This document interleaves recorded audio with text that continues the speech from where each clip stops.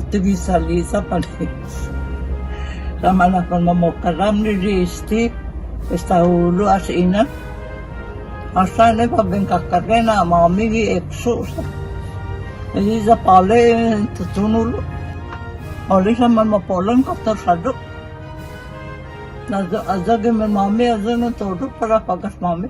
Malik sinanaw sa almanuli hanong ne. Tap no kana manuli hanong pasana loklok mi pagi me mami. Azan ito doon training kanu azan mami malik mga isang mapolan kapta sado. Pwede managagi mga mami. Tabla mi man mapolo galong taon no. Ay, sorry. July 21st, 1944, thousands of military troops were here at this beach in Agate. It was the beginning of the liberation of the island of Guam. Hafa Adai, Guahusinik Delgado, happy 76th Liberation Day to everyone. Though this year has been much different, the pandemic forcing many of us to shelter in place, be on lockdown and isolate, and social distance. That came to no celebration, no parade, no carnival, no memorials, and the list goes on. But today, on this Liberation Day, we bring you a look back and a look forward as we remember the greatest generation ever.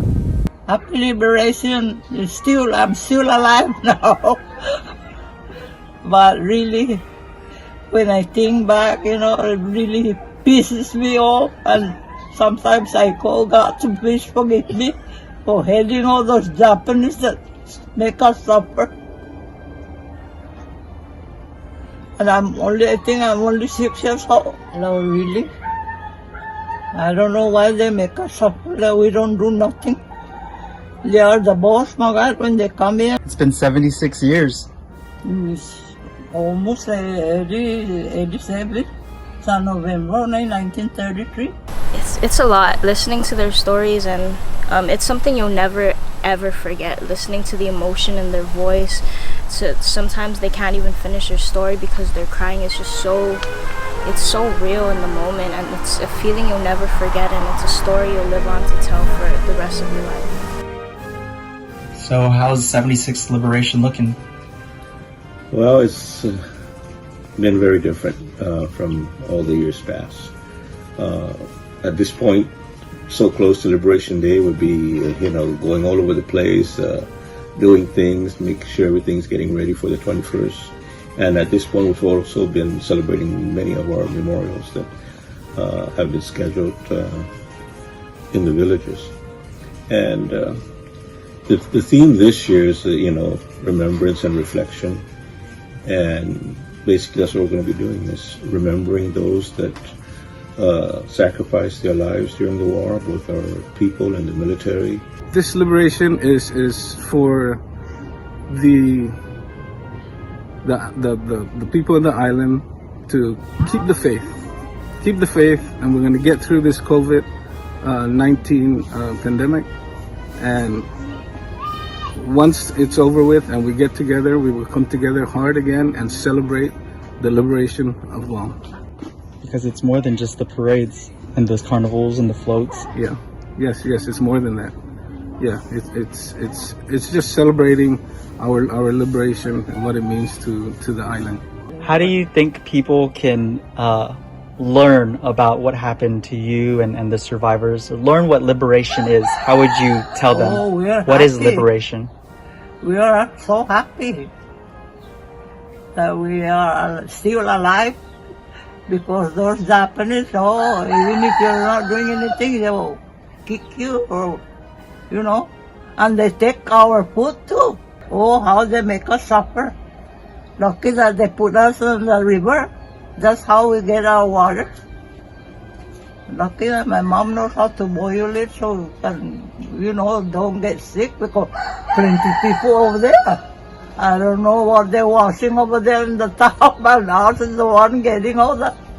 So my mom boiled the water.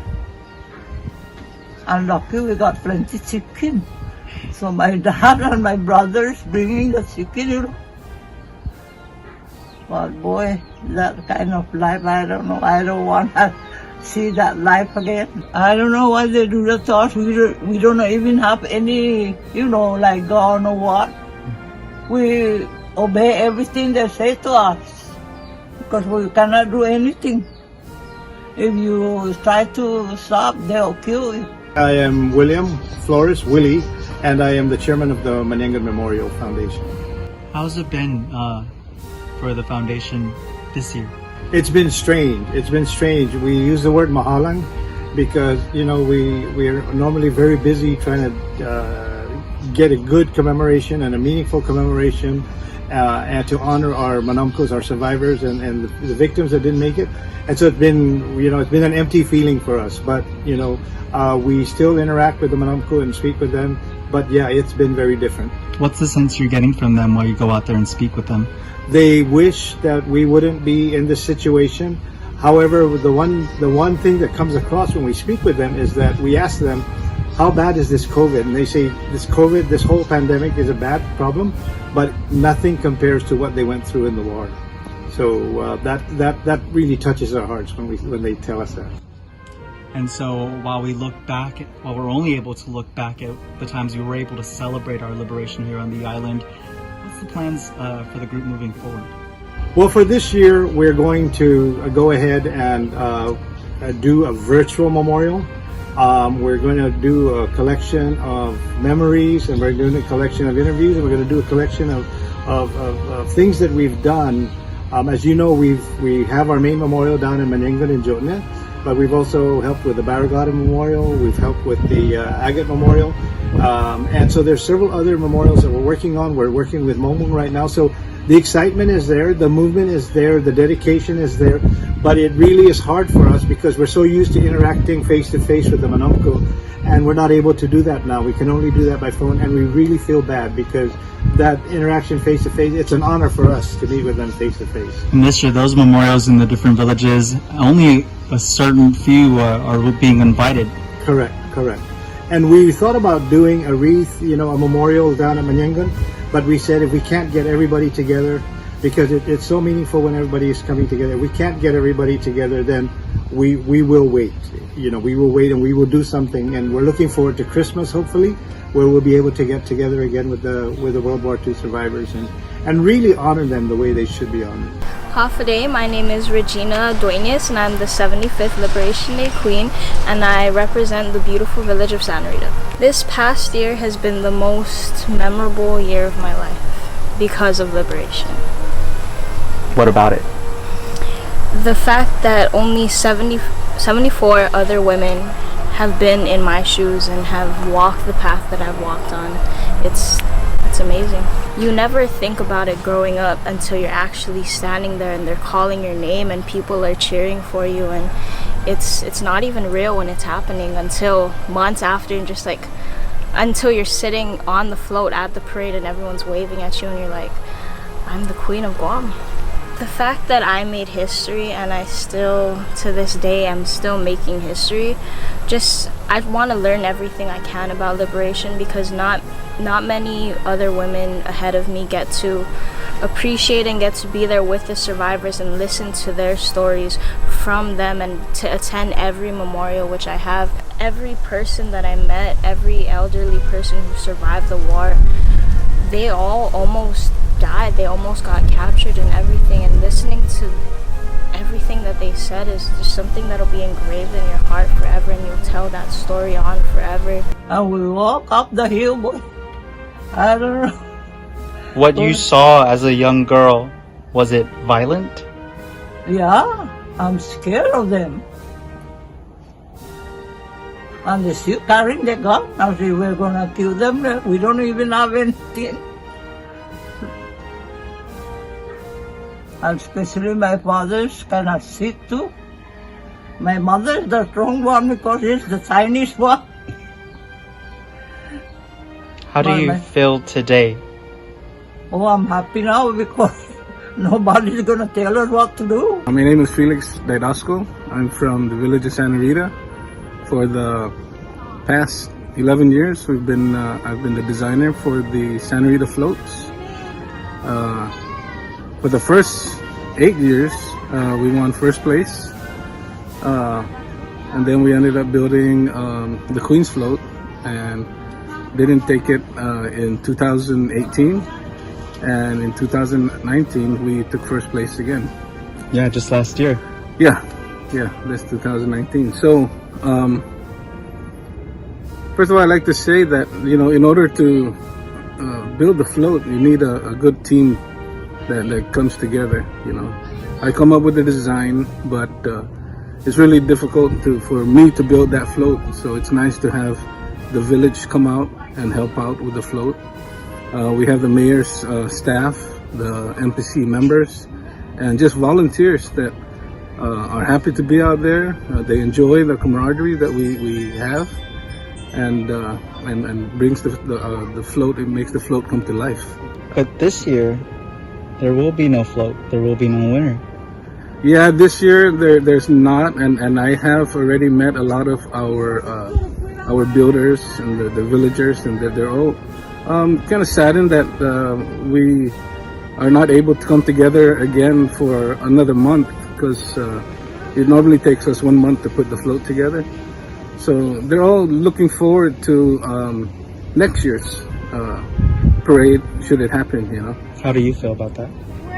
Well, like I said, it brings us together at least once a year for 30 days, and this year it hasn't brought us together, but we still communicate, and we're looking forward to when we can put a float together.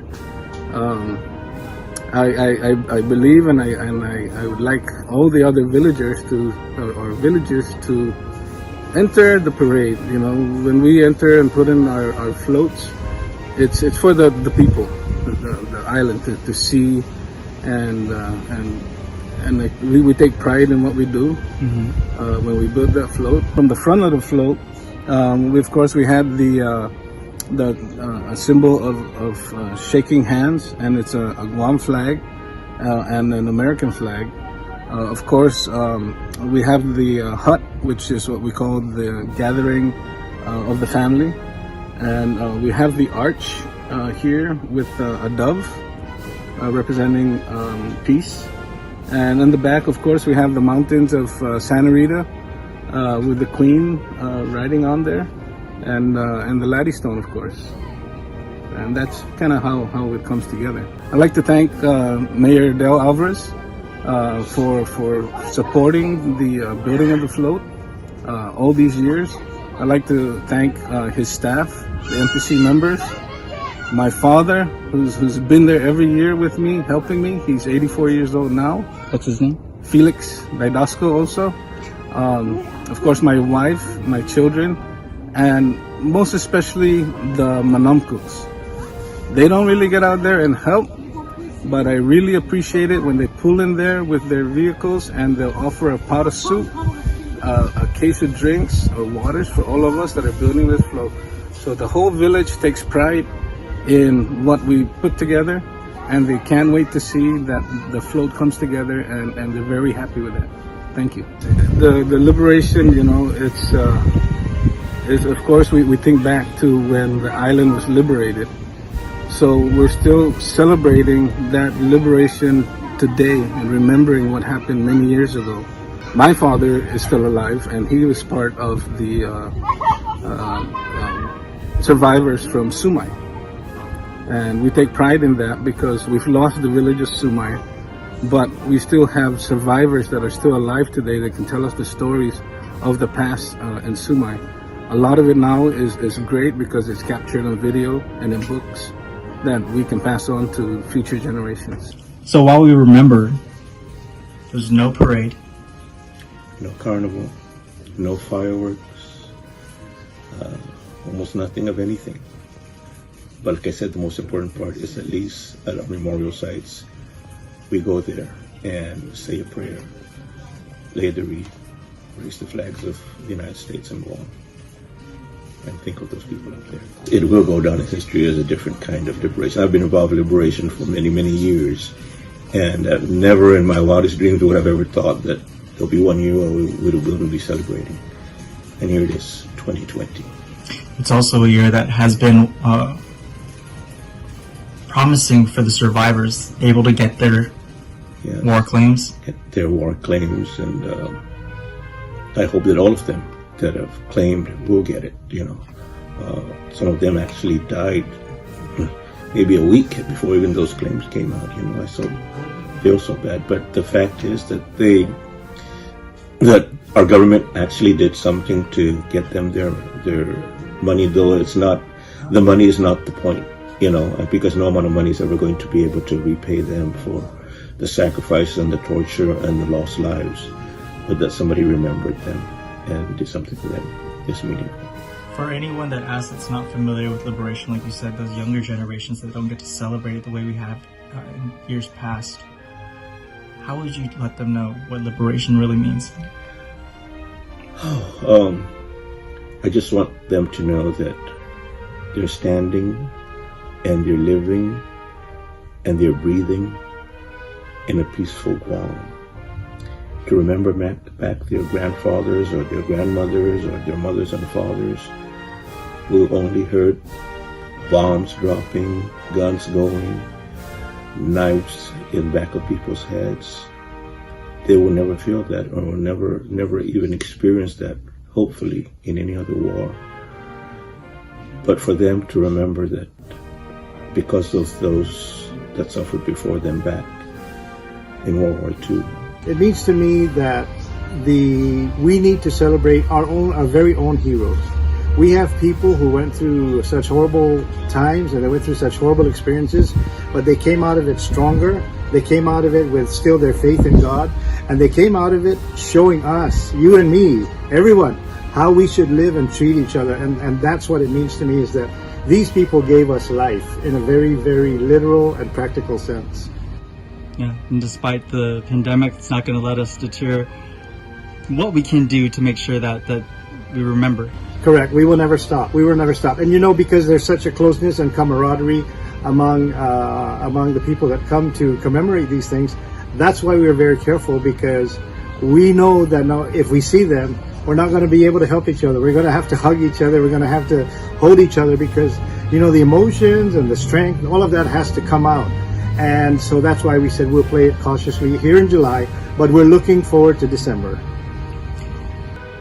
Your message to the people here at home as well as abroad, this liberation. My message is that no matter what separates us, no matter what happens to us, we should never, never, ever forget where we came from. We should never, ever forget what our people went through. We should never, ever forget that most of the places in Guam where we walk, something happened. It's really sacred ground for us, and especially those places where mass atrocities occurred and issues like that. So my message is, I want to congratulate and thank the Manamco, because they showed us how to live, and we want to congratulate and thank them for being so strong and making it through those times, difficult times, and we will never forget Hasta Manyangam. I usually go and watch the parade and everything, but now no more, because I'm kind of old to go there with. But I really like to watch the parade. So what is your message, Mom, to the people of Guam about the liberation, about being liberated? What do you want to tell them? Oh, I want to tell them I'm so happy that even God has guided us through, okay? That I'm happy that most of my family are still alive. Not to take for granted their life, right? Yeah, because we obey everything they say, because if you don't, they'll kill you. So we have to obey everything they say. So they're lucky. This generation is very lucky not to experience that. That's why I'm praying to God too. Please, dear Lord, help us, because they come over here, take our food, then they make us stop, put up there, and lucky that they put us next to the river, because I don't know who's bringing water from here to Hafa Adai. You know where Sina, right? You gotta do it. The Leo Palace now. Mm-hmm. And good if we don't carry nothing, but we are carrying something. Some are, canned goods. My mother always had canned goods. it's something that'll go down in history, and we should do everything we can to, with social distancing, but to still remember liberation and never forget and honor them even more so now that we cannot all be together on Marine Drive on the 21st.